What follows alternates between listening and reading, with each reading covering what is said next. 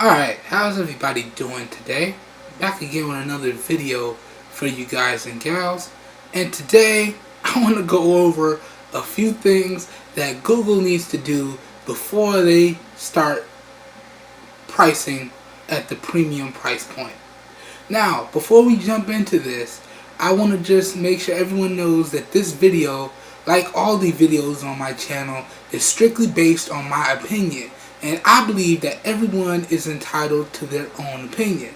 That being said, I hope everyone can respect this. And if you have an opinion about what I'm about to talk about, please feel free to voice your opinions down below in the comments. That being said, what exactly does Google need to do before they can really offer a device at a premium price point? Well, to answer that, we need to go over some history first. Rewind the clock back to the Nexus 4.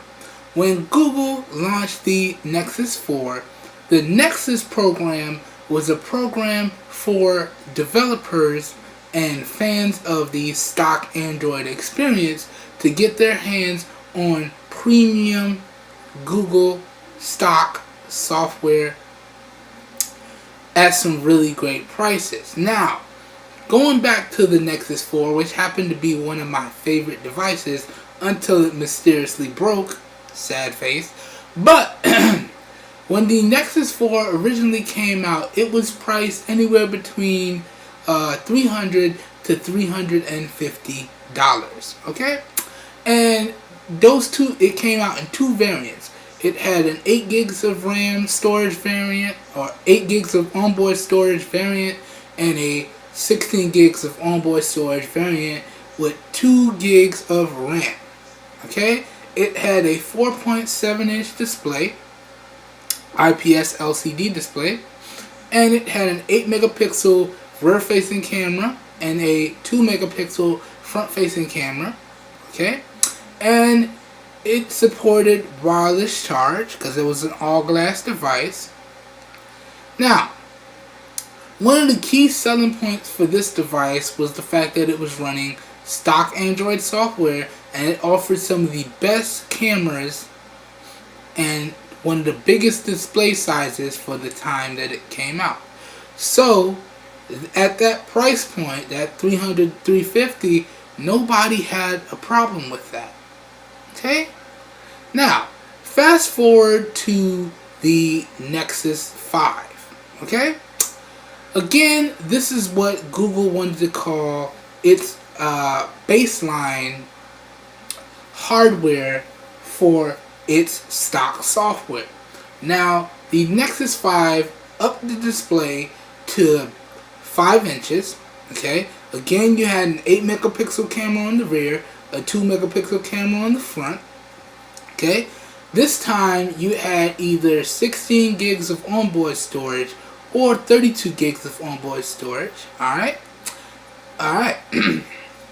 And in terms of the software, I believe the Nexus 5 had either KitKat all the way through Marshmallow, or it was Lollipop all the way through Marshmallow. In particular, with the Nexus 4, it had Jelly Bean all the way through Lollipop, I believe.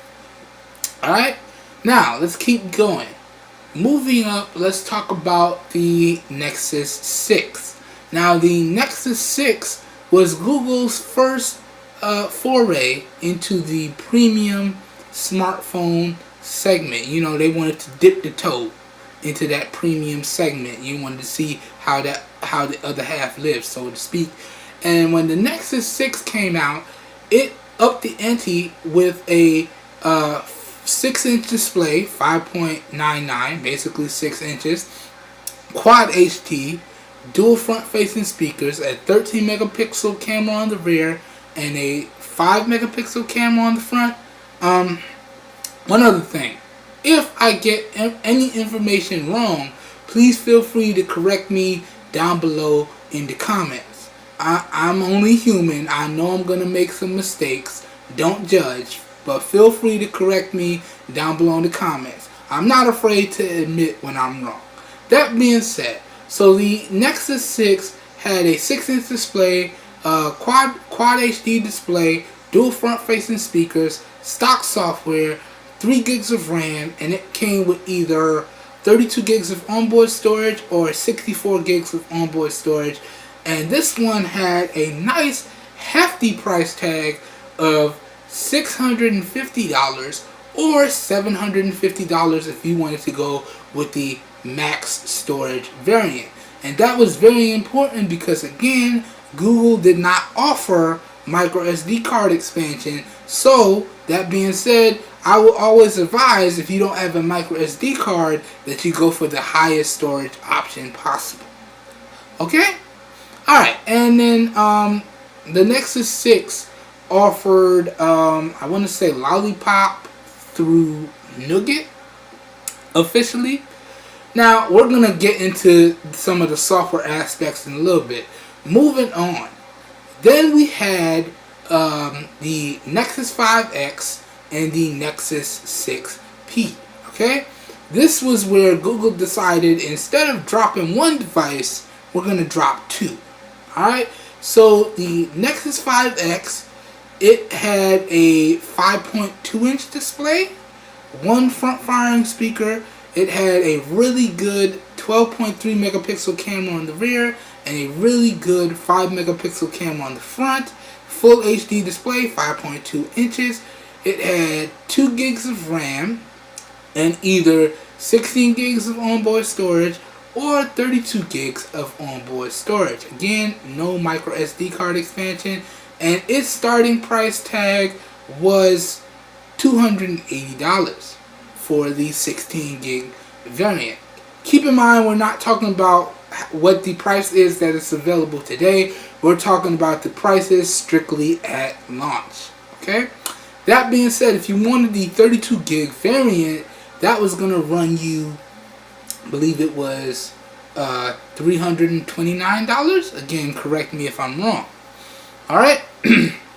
Then the Nexus 6P again offered a bigger display. I believe it was like 5.7 or maybe it was 6 inches again. I can't remember exactly. Again, one of the good things about the Nexus devices when the 5X and the 6P came out, it pretty much offered the same software and hardware experiences, but it was just different designs because those two particular devices was made by two different manufacturers. The 5X was made by LG and the 6P was made by Huawei. Alright? So, in particular with the 6P, you had 3 gigs of RAM and you had 32, 64, or 128 gigs of onboard storage. Now, with the 5X and the 6P, you had Nougat. And I believe it went all the way through to Oreo 8.0. Okay? Alright? And for the 6P, starting price tags were, I think it was $430, $550, and $650, I want to say. Again, correct me if I'm wrong. But, okay, so that was that. We're not there yet. Sorry, I got to get this whole thought out. Then, moving on. Google finally decided that they wanted to go full-on premium. Alright? They killed the Nexus program, and in its place, they said they were going to come out with another stock program. At the time when they announced that, it was rumored to be Android Silver, but it eventually turned into Android One. Okay? And for those of you who don't know what Android One is is pretty much Google's version of an iPhone, just with different manufacturers. And how that works is the manufacturers submit their devices and then Google runs it through a requirement checklist and then verifies it to run the Android One program. Okay? At which point the manufacturers provide the hardware and all Google provides is the software. Alright? And there are a bunch of Android One devices, and they actually offer 3 years of support with 2 major OS updates and 3 years of security patches. But we're going to talk about some of Google's software problems in a minute. Alright, so moving on, Google decided that they wanted to kill the Nexus program. Then they launched the Pixel devices. And in particular, we got 3 devices, alright? We had the Pixel C tablet, which starting price was $500 or $450. We had the Pixel and the Pixel XL. Again, starting price was, I believe, $380 all the way through to $550, I want to say, for the Pixel, and all the way through till about, I want to say, $750 for the Pixel XL. Alright? Alright, so again, y'all know the storage variants. The Pixels had either 3 gigs of RAM, I believe it was 4 gigs of RAM, 32 gigs, or 128 gigs. No micro SD card expansion, so as I say, you want to go with the highest storage available. The original Pixel, the small one, had a 5-inch 1080p display. The Pixel XL had a 5.5-inch Quad HD display. Other than that, they were extremely similar across the board. And this particular set of devices, I believe it was made by HTC. So it had a really good build, and it felt very solid in the hands. Got to play around with one. Never really got to own one. I'm actually still looking at picking up one. Yeah. But yeah, that price tag tapped out at like $750 for the Pixel XL with the highest storage variant. Then came the Pixel 2 XL, and this one again was made by LG. LG gets a lot of love from Google, and this one again they went with a bigger display, Quad HD for the big boy. I believe it was 5.7 inches or 6 inches, and again full HD for the small one. And this time they had dual front firing speakers and really good displays. Now they did run into a display issue with some blue tints and some color shifting, but it is what it is. All devices have issues. It just comes down to what you, the end consumer, think you can deal with. Alright, that being said, the Pixel 2 XLs had the latest, for the time, Qualcomm Snapdragon 835 processor, 4 gigs of RAM, and again, 32 gigs of onboard storage or 128 gigs of onboard storage. Really good stuff. And in particular, these the Pixel 2 XL, they came with Google's latest version of the OS, which was Oreo. Alright, now I believe in terms of Android versions, we're on 9.0 Pie. Yeah, Google likes to name their stuff after dessert. I guess their developers don't get to go out much, so they eat a lot. It is what it is. But for the Pixel 2 XL, I believe the starting price for the little one was $530, and it went all the way up to $929.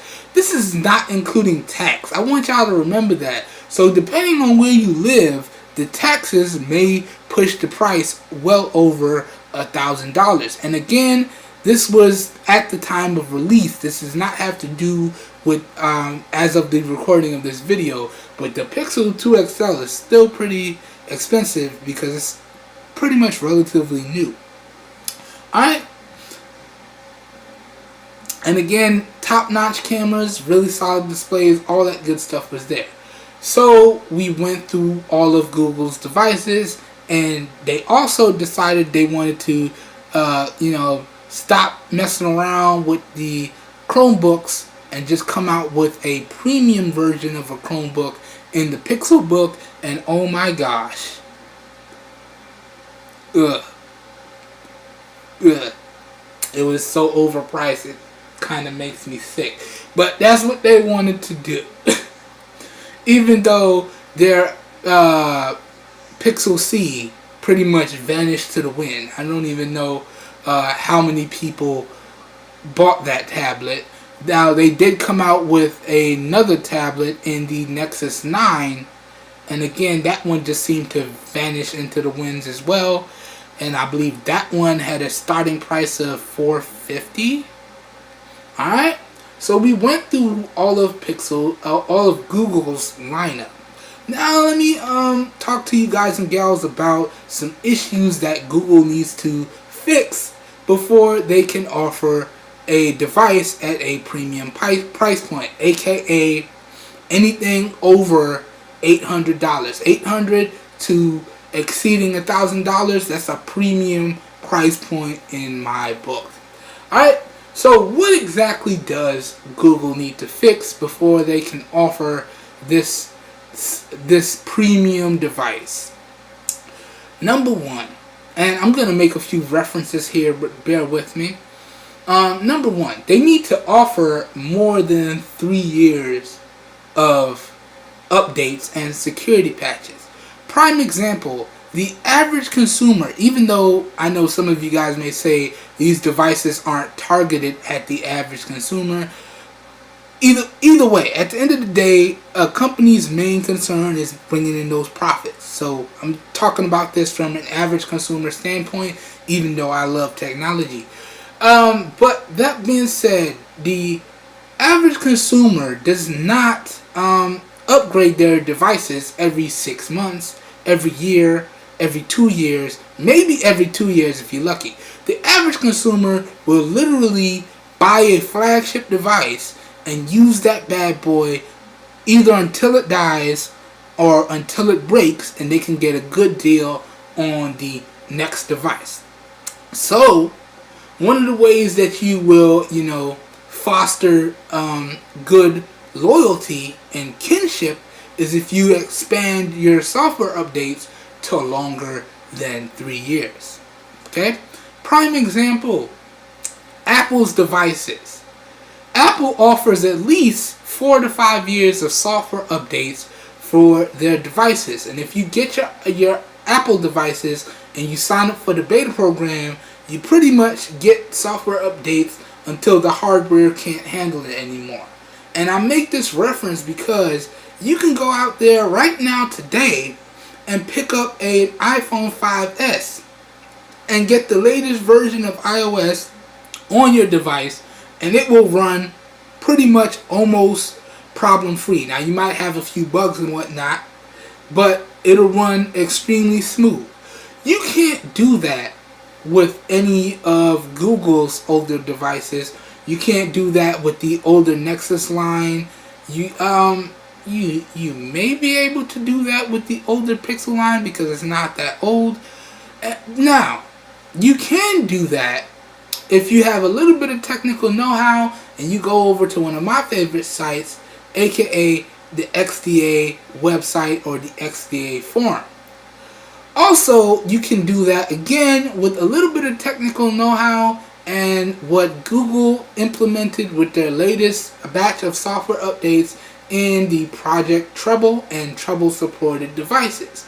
Now, with Treble supported devices, if you download the app, you run the app, and it tells you if your device is compatible. If you have a compatible device, then you can go over, I think it's to Google site and download a GSI image, or a generic system image is what it's called, and you do a little bit of flashing, and then you have the latest version of Android. Alright? And you can pretty much do that to your heart's content. So Android 8, Android 9, so on and so forth, until the hardware pretty much can't take it anymore. So that's neat, but why not offer that from the get-go? You know what I'm saying? Why have to make people get super technical? Now, I understand that Android on the whole is all about customization. So if you want to really make your device your own, you're going to have to get a little bit technical. But that being said, A lot of general consumers, they just want to pick up a device and just go with it and not have to worry about security or software updates or any of that. So for me, the first thing Google needs to fix before they offer that premium price tag, that premium device, they need to have more than 3 years of software updates. At least 4 to 5. Now, they did try to soften the blow with, if you pick up our device, we'll give you unlimited cloud storage at unlimited size for 3 years. After 3 years, we'll give you unlimited storage at standard size. Nah, I'm good. Just give me better software updates. So that's the first thing they need to fix. Number 2, and this is probably one of the most important things. They need to offer an actual place where customers can go and get their problems sorted out. And again, we're going to reference Apple here. With any of your iOS devices or your Apple devices, if you have any issues, you can call into customer service, or you can take it down to your local Apple store and they will fix it for you, no problems asked. With one caveat, you have to have a certain level of Apple Care in order for them to fix it for you, no questions asked. And that leads me into my next 2 things. Not only does Google need to offer an actual location, but they need to offer some type of support akin to or similar to Apple Care. Okay, now they started to do that with the 5X and the 6P, but they could have done much better. They really need to do something akin to that, because again, this will get you customers, and more importantly, this will keep customers coming back, because people like it when they have a whole team behind them. Y'all don't know how good it feels for me to break a device, know it's fully covered because I have something paid, and just go into the store and get it fixed for a small deductible, so on and so forth. So not only do they need to actually offer a physical place, they need to actually have the team and support to go along with that. Alright, next. They also need to work with carriers to get their devices in all major carriers, even the small carriers in the US and abroad. Okay? Because the main thing you want to do is pull in customers. You want users. More users equals more profits. More profits means happy company. So Google needs to work with not only Verizon, because Verizon seems to be the only manufacturer that they want to run their Nexus devices on and their Pixel devices on. You need to get in contact with Sprint, get in contact with AT&T, get in contact with T-Mobile, Metro PCS, all of them guys, Boost Mobile, all of them guys, Cricket. You want your devices to be available everywhere. So if anybody's interested, they see an ad online or they see a TV commercial, and by the way, Google's advertisements are getting really good, so kudos on that point. But people want to be able to, I saw this commercial, let me run down to my closest store or a store that I feel comfortable with and play with the device and then decide if I want to purchase the device. So Google, you need to make your devices available everywhere. Not just from you guys directly, not just through your Project Fi service, not just through Verizon, everywhere. You need to make a deal with everybody. Again to, and I know some of you guys might be getting a little frustrated with this comparison, what Apple does with their devices. iPhones and iOS devices are available everywhere. I can go down to the Metro store and get me an iPhone. I can go to the Boost Mobile store, get me an iPhone. I can go to the AT&T store, T-Mobile store, iPads, iPhones, you name it, Verizon, you name it. They're available everywhere. That's what Google needs to do. Okay? Alright, so yeah. Other than that, if Google fixes those issues, then to me, in my opinion, they can offer whatever price point they want, and people will buy because we'll feel comfortable about making that purchase because, again, we'll have these software updates. If there's any issues, we'll have the warranty and the team to make us feel better, and you'll always have loyal customers that way. Not just developers, but loyal customers. Alright, so that pretty much does it for this video. Again, I apologize if it was a little long, but I just wanted to finish my whole thought. That being said, again, I want to remind you guys one more time that this whole video was based in my opinion, and everybody is entitled to their own opinions. That being said, I would like to know what you guys and gals feel about Google. Please let me know your opinions down below in the comments.